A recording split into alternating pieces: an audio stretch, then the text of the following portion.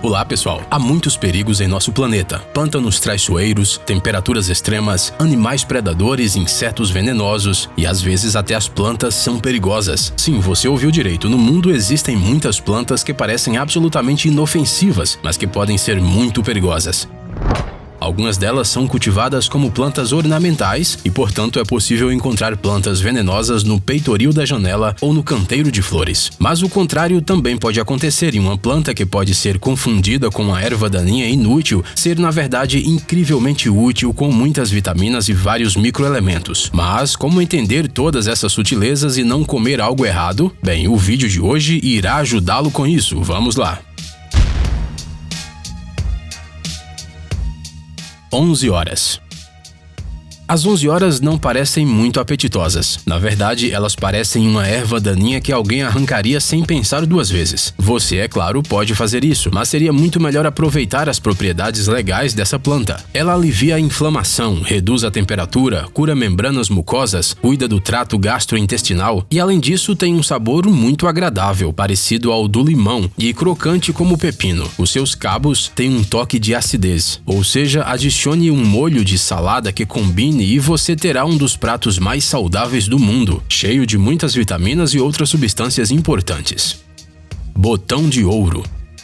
Quando você ouve o nome botão de ouro, você provavelmente não imagina nada perigoso. Esta é uma florzinha amarela bonitinha que não tem nada de assustadora. No entanto, não é preciso ter espinhos ou ter cores fortes para ser venenosa. Basta ser um botão de ouro. Todas as partes desta planta são venenosas. O veneno dos botões de ouro vem de uma lactona chamada protoanemonina. Isso é um líquido oleoso com sabor e odores desagradáveis. As toxinas desta planta agem de forma estimulante no sistema nervoso central e podem afetar o funcionamento do coração, dos rins e do trato gastrointestinal. A inalação de vapores tóxicos causa dores agudas nos olhos, lacrimação, dor de garganta, tosse e secreção mucosa nasal. Sim, ainda estamos falando dessas flores amarelas e bonitinhas. Não é uma boa ideia nem mesmo tocar essas plantinhas. Elas podem causar coceira, bolhas, inchaço e até pequenas feridas na pele. Se as toxinas do botão de ouro entrarem em contato com seu olho, você pode até ficar cego temporariamente. No entanto, ao secar esta planta, as toxinas perdem suas propriedades. O botão de ouro então pode ser usado em infusões para tratar uma variedade de doenças.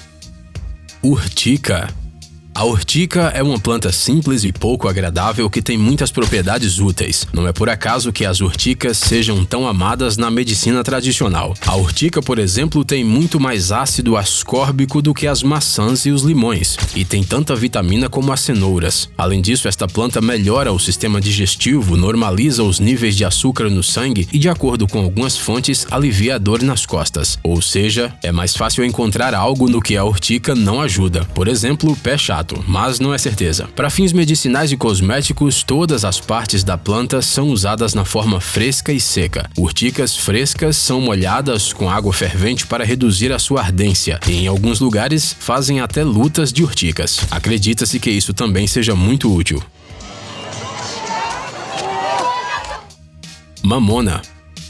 A mamona é uma planta conhecida desde a antiguidade. Suas sementes foram encontradas nos túmulos dos faraós egípcios. As informações sobre o assunto podem ser encontradas em muitas fontes literárias dos antigos gregos, egípcios, romanos. Hoje em dia, a mamona dominou quase todos os continentes. Ela pode ser encontrada tanto em jardins e parques bem cuidados, quanto em condições naturais. Além disso, ela é fonte de óleo de mamona. Mas poucas pessoas sabem o quão perigosa é esta planta. Ela contém compostos extremamente tóxicos, a ricina e a ricinina. As sementes são especialmente venenosas, bastam de 4 a 9 unidades para causar a morte se ingeridas. Doses menores causam danos irreparáveis à saúde, pois a ricina destrói os tecidos do corpo. O perigo é que os sinais de envenenamento aparecem muito depois e é muito difícil associar as sementes ao envenenamento. Os sinais característicos aparecem em um dia ou até 3. A ricina faz com que os glóbulos vermelhos se unam e, como resultado, a circulação capilar é perturbada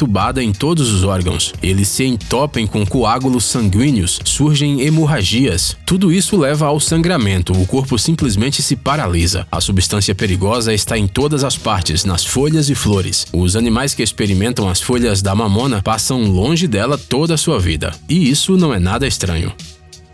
Herácleum.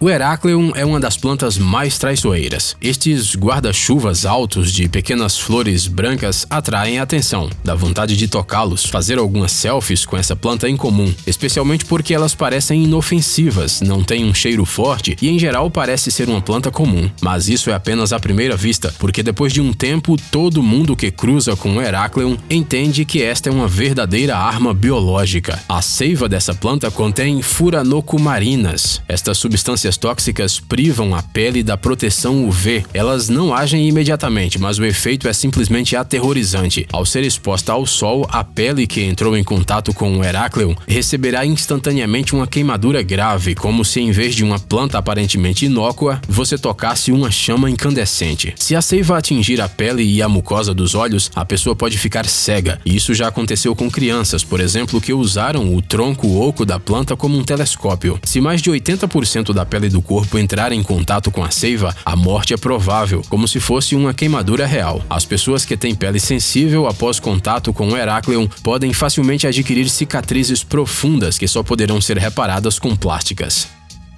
Arctium.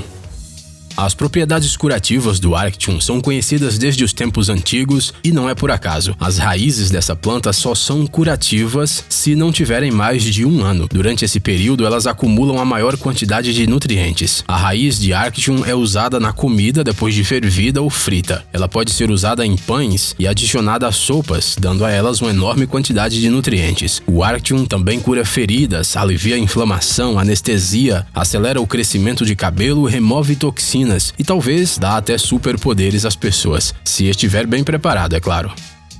Cicuta virosa.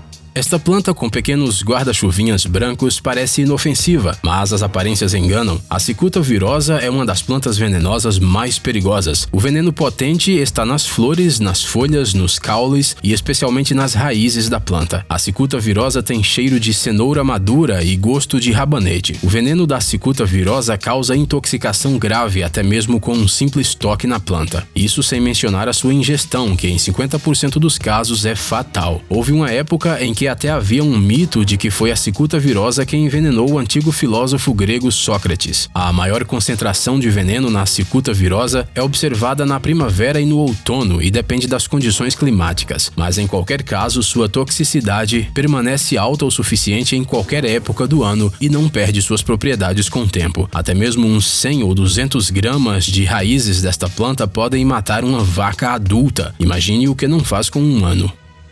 Oleandro.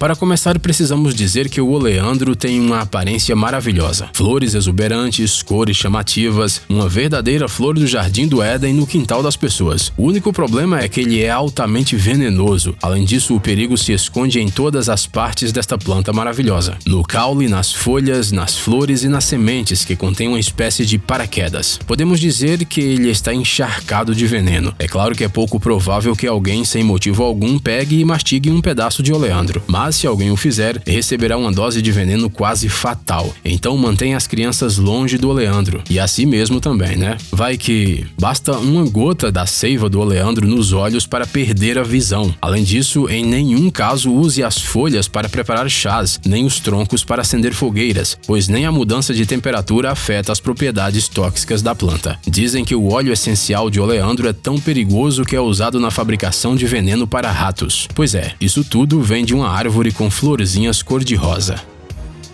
Plântago.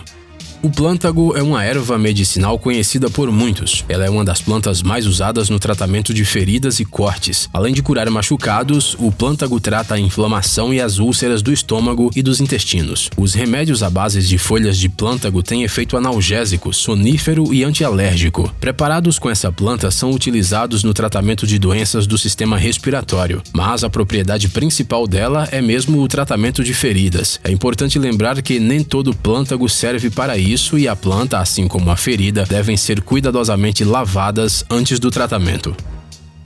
Sambucus.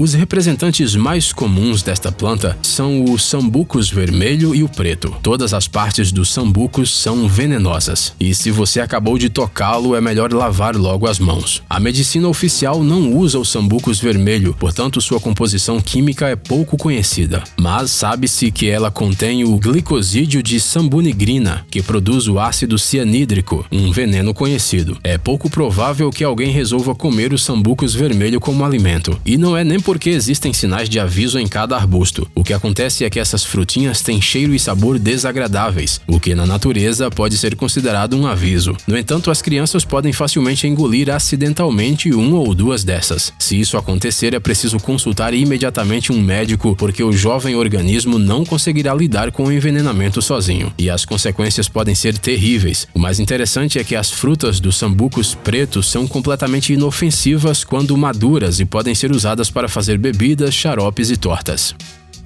Datura.